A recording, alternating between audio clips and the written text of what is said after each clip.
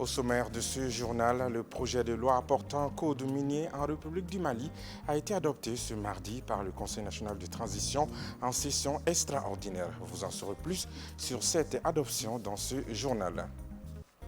Au moins 6 attaques meurtrières ont été enregistrées en 7 jours, et cela après un ultimatum des terroristes contre de nombreux villages. Une marche pacifique est programmée ce mercredi à Bandiagara pour dénoncer la situation.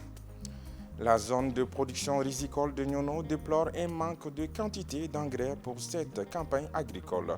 Selon des producteurs, à la place de 6 sacs, les paysans ne reçoivent que 3 sacs subventionnés par hectare. Voilà pour le sommaire.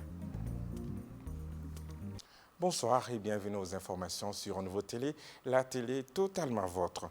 En session extraordinaire ce mardi 8 août 2023 au Centre international de conférence de Bamako, les membres du Conseil national de transition CNT ont adopté le nouveau projet de loi portant sur le code minier en République du Mali. Avec ce nouveau code minier qui attend la promulgation du président de la transition, l'or va briller pour les Maliens. Pour en savoir davantage, écoutons quelques réactions au micro de Idrissa Sidibé et de Zakaria Oumar Keïta. Nous avons procédé à des amendements profonds pour prendre en compte beaucoup de recommandations, comme vous l'avez dit, certains journaux l'ont dit. Le sous-sol malien appartient aux Maliens, selon nous, c'est la pensée de notre commission. Si nous n'avons pas les moyens aujourd'hui de les exploiter, nous ferons mieux de les laisser à nos générations futures au lieu de les brader. À ce que je sache, l'or ne pourrit pas sous la terre. Jour historique, ce vote du CNT est véritablement un vote historique. Et il faut rappeler que ces deux textes découlent de la volonté de prendre la transition, de faire en sorte que le secteur minier puisse contribuer au développement du pays. Il a donc voulu que nous ayons des textes qui vont donc assurer le développement de notre pays. Et ce qu'il faut ajouter, c'est que le processus d'adoption de ces textes a été très participatif parce que l'ensemble des fêtières a été associé, de même que les sociétés minières et les différents acteurs, donc à travers des concertations, et les préoccupations majeures ont été prises en compte. Et c'est vous dire justement que ce code, c'est vraiment un code qui a été partagé par le gouvernement avec l'ensemble des acteurs. Et vous savez que le secteur minier aujourd'hui contribue à hauteur de 10% au PIB. Et notre objectif, c'est d'approcher cette contribution de 15 à 20% de notre PIB.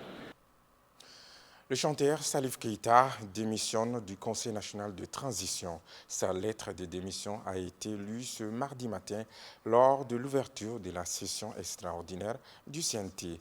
Il a rendu le tablier pour des raisons personnelles. Il rassure de rester ami avec des militaires. L'Association pour le développement et l'appui aux communautés ONG ADAC en partenariat avec Terre des Hommes Suisses a officiellement lancé son projet de renforcement de protection des enfants et jeunes déplacés vulnérables face aux violences domestiques et basé sur le genre dans 4 sites d'accueil de déplacés du district de Bamako. Couplé à la remise des jugements supplétifs des enfants déplacés des sites de Faladje et Senou, ce nouveau projet vise à améliorer les conditions de vie des enfants et jeunes déplacés internes à travers Bamako et environ. La cérémonie de lancement a eu lieu ce mardi 8 août 2023 au site d'accueil de déplacés de Senou. Le compte-rendu est signé Oumou Traoré Lassine Diakité. Financés par Terre des Hommes Suisses et Allemagne, ces projets visent à appuyer les enfants et les jeunes déplacés par la suite du conflit intercommunautaire dans les régions du centre du pays. Profitons de cette occasion, l'ONG ADAC et ses partenaires ont livré des jugements supplétifs à 1213 personnes. L'événement qui nous réunit ce matin est le lancement du projet renforcer la protection des enfants et jeunes déplacés vulnérables face aux violences domestiques, violences basées sur le genre dans les 4 sites déplacés. La première phase a démarré en novembre 2020 et a permis la réalisation, la réhabilitation, la construction et l'équipement d'infrastructures scolaires, la donation de frais de conduite à des ménages d'enfants vulnérables, la dotation en kit scolaire, l'établissement d'actes de naissance, la création de structures communautaires de protection des enfants, la formation des enfants et des communautés sur les thèmes de protection. Tout en exprimant sa satisfaction, la représentante du partenaire technique et financier Terre des Hommes Suisses a rassuré de l'accompagnement de son organisation pour ce genre d'initiative. Il me plaît de renouveler mes remerciements pour la forte mobilisation dont les communautés de Sénou et de Faladja ont fait preuve lors de cette première phase. Elle a été marquée par une approche communautaire, appuyée par un leadership et un engagement de tous les acteurs qui nous ont permis d'atteindre ces résultats satisfaisants. Ce lancement qui nous réunit ce matin a pour objectif de communiquer avec les acteurs pour les permettre d'avoir les éléments les plus importants dans ces projets. À noter que ce projet est financé à plus de 97 millions de francs CFA pour une durée de 24 mois et concerne les sites des déplacés internes de Faladje, Sénou, Niamana et du centre Mabili. Et nous avons reçu un communiqué pour vous, mesdames et messieurs, dont voici le libellé. Le commissaire de police chargé du commissariat de Kalaban-Croix porte à la connaissance de la population de Bamako et environ qu'un individu de sexe masculin âgé d'une cinquantaine d'années a été renversé ce jour 4 août 2023 vers 17h par un motocycliste sur la route de l'aéroport, encore appelée l'avenue Sediao, en face de la zone d'Eguerpi, ayant entraîné sa mort. Le corps du défunt est toujours gardé à la morgue du CHU Gabriel Touré. Signalons que toutes les tentatives en vue de retrouver ses parents ou l'identifier sont restées vaines. Pour tout autre renseignement complémentaire, adressez-vous au commissaire principal de police, Yaya Nyambele, commissaire chargé du commissariat de Kalaban-Croix. Après plusieurs jours de sensibilisation, la commission des jeunes et le comité de gestion du marché de Faladje et de Banakabougou ont procédé à une activité citoyenne consistant à faire dégager les marchandises des commerçants placés sur la rue Est du marché de Banakabougou. Cette activité citoyenne, qui a eu lieu ce mardi 8 août 2023, a pour objectif de faciliter la mobilité de la population dans les rues de Banakabougou. Et le compte-rendu est signé Alamako Diabaté, Bakari MCDB. Après l'opération contre les stationnements illégaux des camions dans le quartier de Banakabougou, la commission des jeunes et les comités de gestion du marché des Faladje et de Banakabougou ont lancé l'opération de libération de la route principale qui mène au marché de Banakabougou où l'accès est difficile à cause de l'entassement des marchandises de certains commerçants sur cette voie. Face à la libération de cette rue qui était devenue vraiment une casse-tête pour la population, sinon les usagers de cette rue. Voilà, nous avons lancé cette activité qui est aussi une activité qui est la bienvenue par et les boutiquiers et les usagers et toute la population de ces quartiers. Les principaux acteurs concernés par cette opération ont salué cette initiative de la commission des jeunes et du comité de gestion du marché de Faladje et de Banakabougou. La route est faite pour la circulation, pour que les gens puissent bien circuler et aller à votre évacuation. Mais si la route est équipée, vous avez des magasins. En même temps, équiper la route encore, vraiment, cela est très difficile pour les commerçants et pour les gens d'aller à leurs besoins. Dans la mission, c'est appréciable quoi.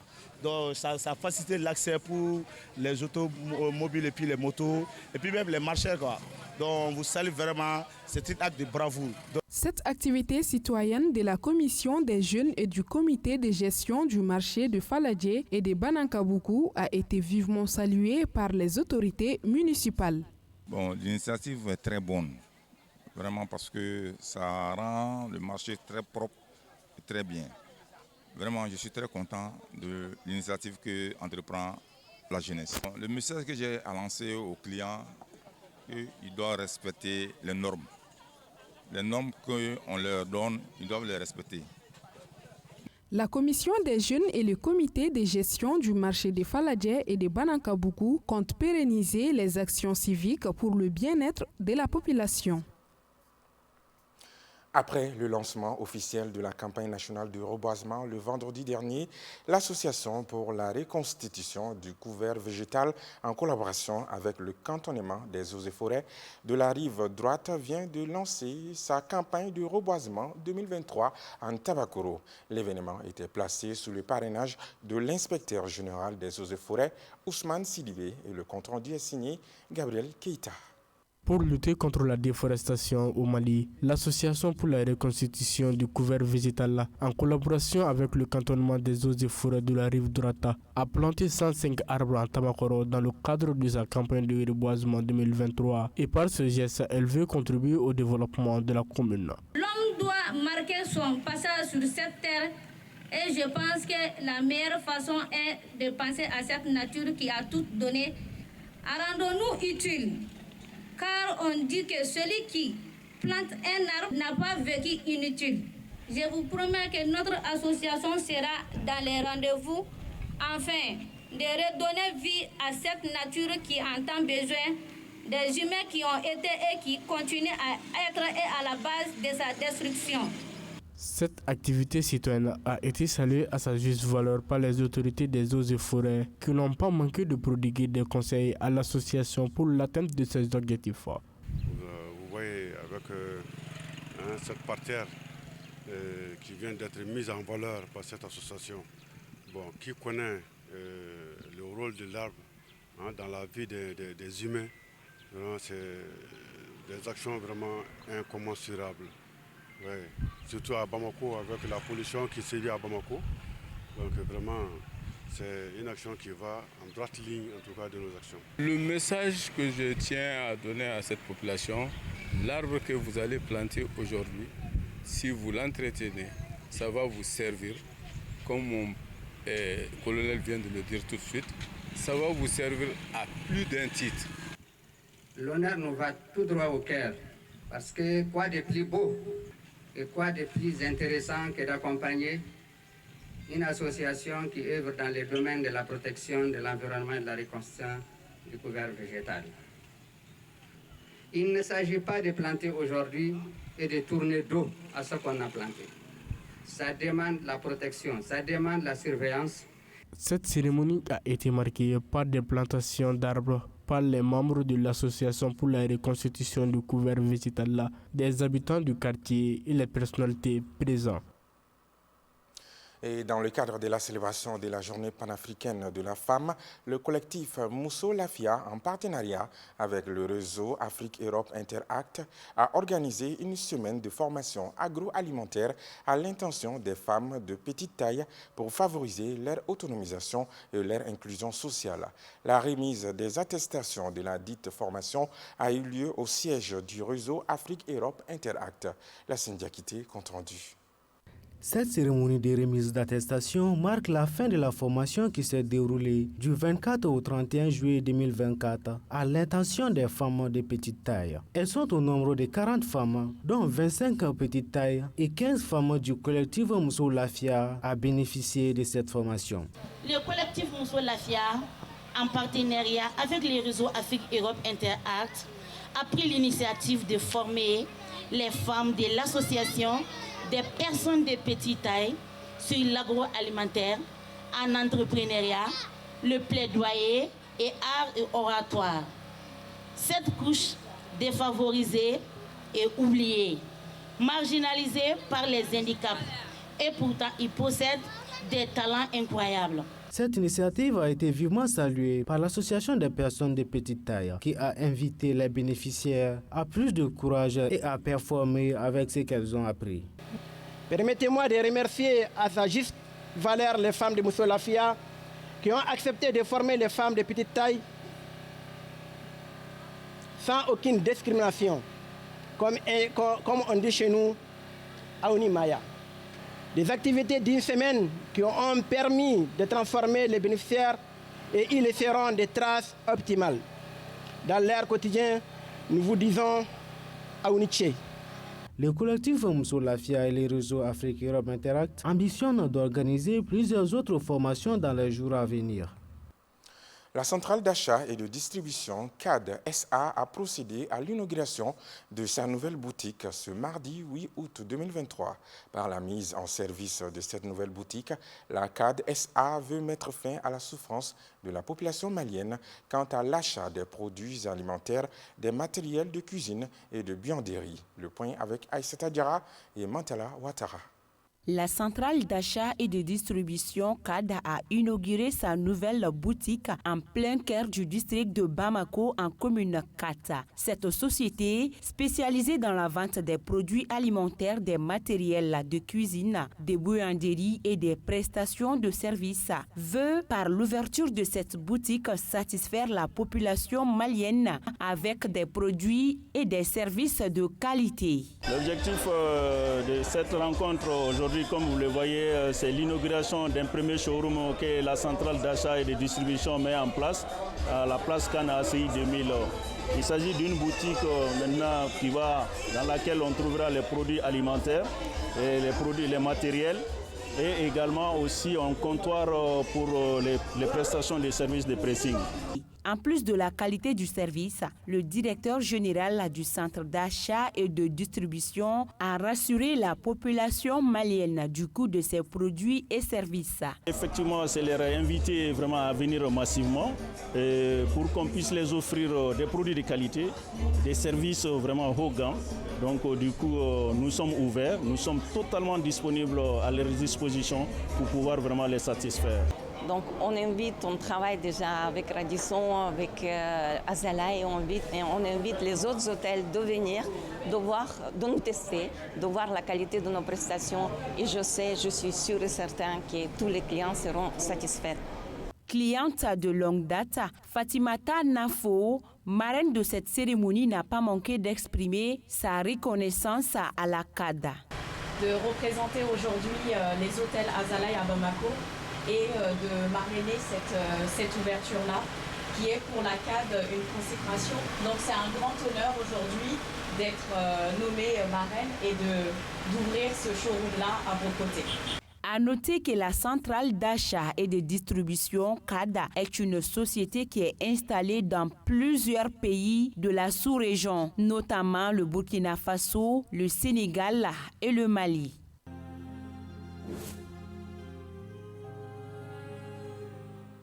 Actualité à l'intérieur du pays. L'ultimatum des terroristes contre de nombreux villages dans le centre du pays a expiré le 23 juillet 2023. Depuis, on assiste à un massacre dans plusieurs localités des régions de Mopti et de Bandiagara. On déplore 6 attaques meurtrières en 7 jours. Le point de la situation avec Oumou Gakou. En effet, depuis le 23 juillet 2023, fin de l'ultimatum lancé par les terroristes à de nombreux villages pour quitter leur terroir. La situation sécuritaire s'est gravement détériorée. On parle de 6 attaques des 7 derniers jours. Dimanche dernier, vers 17h, des centaines de terroristes lourdement armés sont arrivés dans le village de Bodjo et ont assassiné au moins 17 personnes, dont le chef des villages. Après avoir pillé, ils ont incendié le village.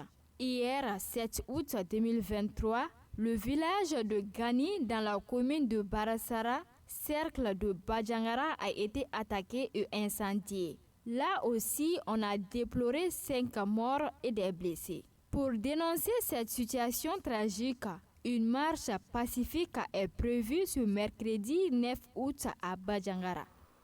Cette autre information avant de se quitter, selon le journal L'Indicateur du Renouveau, le problème d'engrais refait surface à Nyono dans la région de Ségou et cela malgré les promesses et les efforts des principaux acteurs.